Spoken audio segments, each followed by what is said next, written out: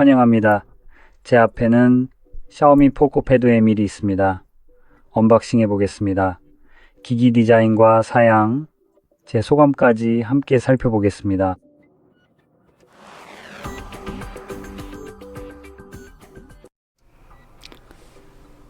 자, 그럼 바로 시작해 볼까요? 저는 포코가 이 가시들과 함께라고 말하고 싶지 않습니다. 진심으로 정말 대단한 성공을 거두어 나가고 있습니다. 그러니 이 태블릿도 기본적으로 상당히 그만큼 좋기를 바랍니다. 이게 도대체 뭐죠? 오, 스티커가 괜찮네요. 전혀 유치해 보이지도 않고요. 좋아요. 네, 중국 냄새가 나네요. 어쨌든 여기에 몇 가지 정보가 있습니다. 사실 지금은 그 부분을 자세히 다루지 않을게요. 그냥 열어보죠.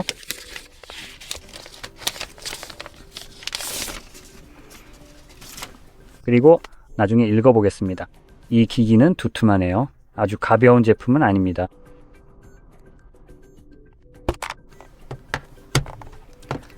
그 아래에는 타입 A에서 C로 연결되는 충전 케이블이 들어 있습니다. 유럽연합 에너지 스티커가 붙은 몇 가지 관련 서류들도 함께 있습니다. 배터리 수명은 약 103시간 정도 지속되는데 그게 전부입니다. 솔직히 말씀드리면 조금 실망스러운 부분이 있네요. 안에 별로 들어있는 게 없었어요. 전원을 켜봅시다. 자, 됐네요. 이제 곧 휴대폰이 실제로 켜지면 디스플레이를 볼 수 있을 거예요. 그런데 아쉽게도 이미 베젤이 별로 좋지 않다는 게 보이네요. 실제 수치를 확인해 보면 화면대 본체 비율이 83.5%입니다. 그래서 이 베젤 부분이 약간 구식처럼 보이네요. 물론 최악은 아니고 충분히 감당할 만합니다. 그리고 이 화면 크기는 12.1인치 크기에 1600 곱하기 2560 픽셀의 고해상도를 갖추고 있어서 인치당 249 ppi의 선명한 밀도를 제공하고 있습니다. 또한 아쉽게도 그냥 IPS LC 디스플레이이고 10억 색상 120Hz 주사율을 지원해서 그건 괜찮네요. 그리고 또다시 여기 덜비 비전을 넣었다는 쓸데없는 홍보 기믹이 있고 밝기는 약 600니트입니다. 그래서 뭐 괜찮긴 한데 특별한 건 없다고 말하고 싶네요. 그래서 저는 여기서 AMOLED 디스플레이를 봤으면 훨씬 더 좋았을 것 같아요. 아니면 600니트보다 더 높은 밝기였으면 좋았을 것 같네요. 그래도 전체적으로 보면 여전히 쓸만합니다.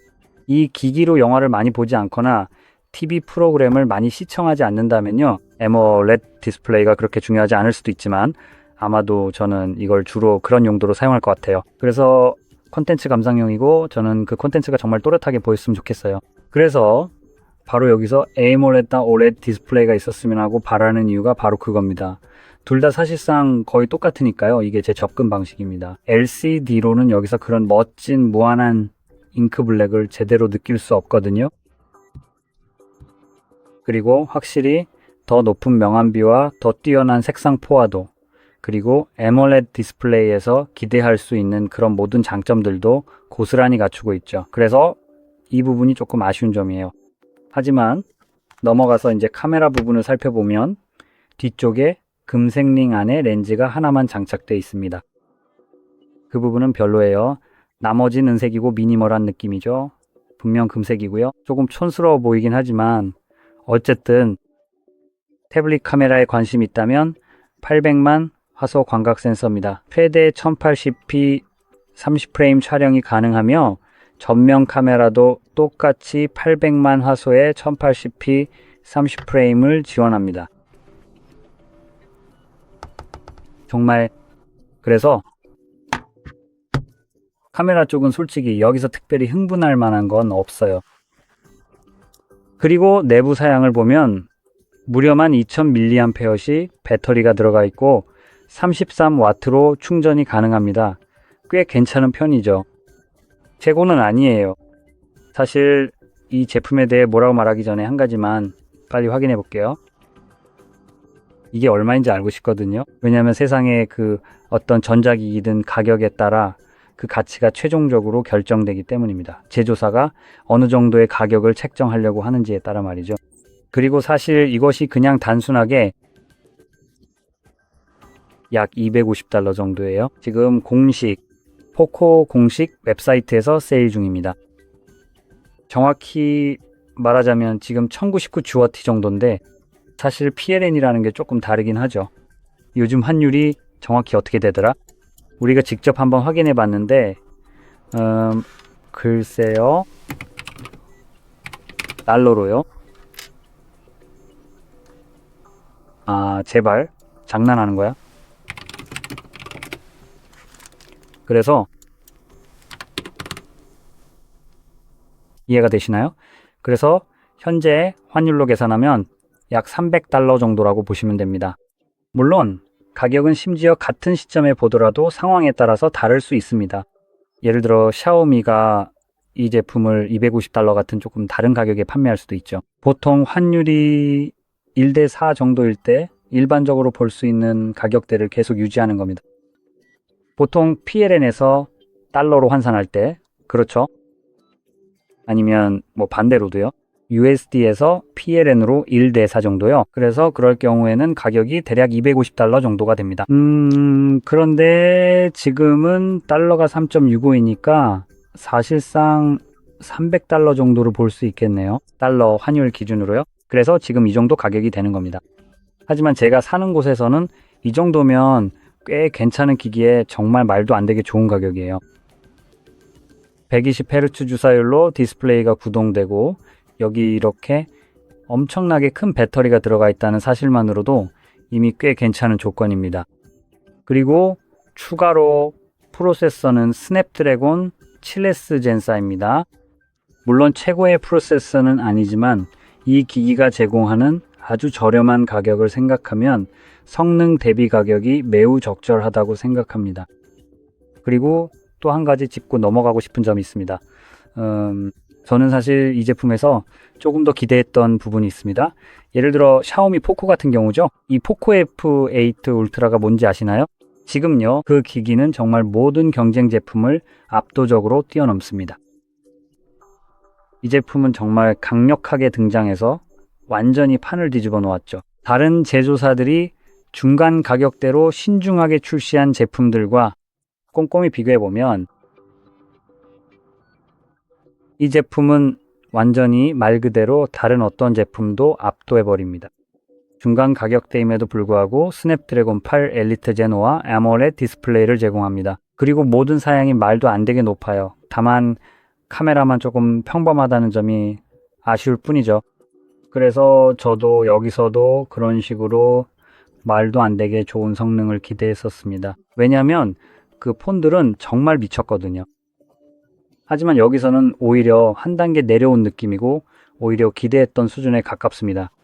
그리고 사실 이 가격에 비하면 여전히 제가 기대했던 것보다는 비싼 편이에요.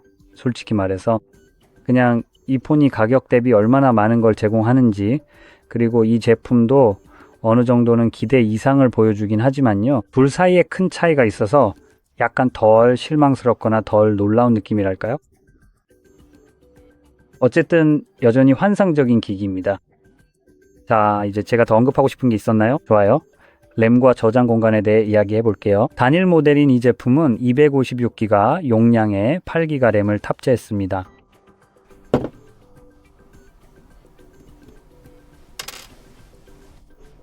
저장 공간 확장도 돼요. 심 트레이 없이 SD카드 슬롯만 있지만 지원된다는 점이 정말 좋네요. 이건 정말 환상적입니다. 저장 공간 걱정은 없어요. SD카드만 꽂으면 되거든요. 가령 1테라 SD카드만 꽂아도 바로 쓸 수 있죠. 네, 정말로 아주 훌륭한 기기예요. 그리고 한 가지 더 어떤 분들에겐 좀 아쉬울 수도 있는데 이 제품은 HyperOS2가 탑재되어 있습니다. 사실 이건 정말 사람마다 달라요. 좋아할 수도 있고 싫어할 수도 있습니다. 저는 개인적으로 별로 좋아하지 않아요. 제 생각엔 애플을 너무 따라하려는 느낌이 좀 있습니다. 저는 그냥 안드로이드가 더 좋아요. 그래서 저는 안드로이드 기기를 사는 거죠. 만약 iOS 같은 걸 원했다면 그냥 아이패드를 샀을 거예요. 하지만 저는 그렇지 않아요. 그래서 여기서는 저는 그렇게 좋아하지 않습니다. 양쪽으로 나뉜 컨트롤 센터와 반대편에 알림창 같은 것도 그렇고요. 전체적인 느낌이 그냥 애플 느낌을 줍니다. 여기 아래쪽에 있는 독도 그렇고 전반적으로 다 애플스러워서 저는 별로 좋아하지 않아요. 하지만 그렇다고 해도 그 아래에는 안드로이드 15가 구동되고 있습니다.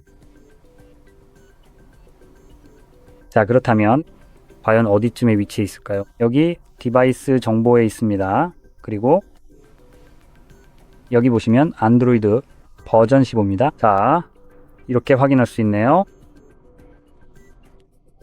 그리고 아까 말했듯이 250달러에서 300달러 가격대에서는 이 기기가 여전히 꽤나 훌륭합니다. 저는 개인적으로 태블릿을 찾는다면 조금만 더 돈을 써서 AMOLED 디스플레이가 탑재된 제품을 사고 싶어요. 하지만 이건 어디까지나 제 개인적인 의견입니다. 모두가 저와 같지는 않다는 것도 알고 있습니다. 그래서 이 가격대에서는 정말 훌륭한 기기라고 생각해요. 샤오미가 올해 정말 괜찮은 제품들을 내놓은 것 같네요. F8, 포코, 그리고 에밀 같은 제품들로 올해 정말 대박을 터뜨린 것 같습니다. 이런 기기들은 지금 꽤 괜찮아졌고 각각 다른 가격대에 위치해 있습니다.